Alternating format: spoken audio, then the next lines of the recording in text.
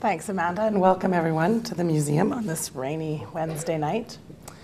As Amanda said, I've worked in museums for 25 years, primarily in history museums, which I would consider the Museum of Vancouver primarily a history museum. So I'm going to start my presentation with a little bit of history and context, because being a historian, that's usually the way I go. This museum was founded in 1894 as Vancouver's Art, Scientific and Historical Society. That was a time when which has now become known as the golden age of museums in the world. There was a lot of museum building happening at that time, particularly in the Western world. And like many of our European counterparts, museums in North America were emulating what they were doing. In our case, I think most of the emulation was from Britain. So we were founded in 1894, and we were moved to this building, which will be familiar to you all, I'm sure, on the top floor of the Carnegie Library in 1905, when the city took over the collection and agreed to house it on the top floor. So during the first half of the 20th century, the collections grew. They grew a lot, and they grew based primarily on the interests of the directors and the curators and on the colonial wanderings of Vancouver's residents. And significant collections were amassed during that period.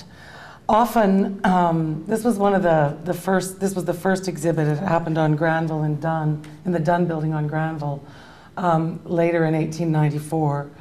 But a lot of the collections that were collected looked more like something that you might find in the British Museum than in a Vancouver museum. Vases like these Egyptian ones, which were 3000 BC, were purchased in 1920. This Buddha from Thailand, probably 14th century, was donated to the museum in 1925. And an iron bike from Barkerville, which was donated in 1909. So by the 1960s, when the museum moved into this new building that you're in now, and was renamed to the Vancouver Centennial Museum, a lot of museums were created in Canada, as you'll well know, on the centennial of the country in 1967. So we opened the new building. This picture is from 1969, but it actually opened in the fall of 1968. And the museum espoused at that time a new mission or focus, which was to collect, document, preserve, and exhibit the human and natural history of the Lower Mainland, with special emphasis given to the development of collecting and exhibiting decorative and applied arts from the three cultures forming the principal heritage of the region: Canada, Europe, and Asia. So what happened in the years after 1968 was a lot of collecting. We had a new building, big storage spaces that were empty. You don't see that anymore. So a lot of collecting occurred based on that new mission.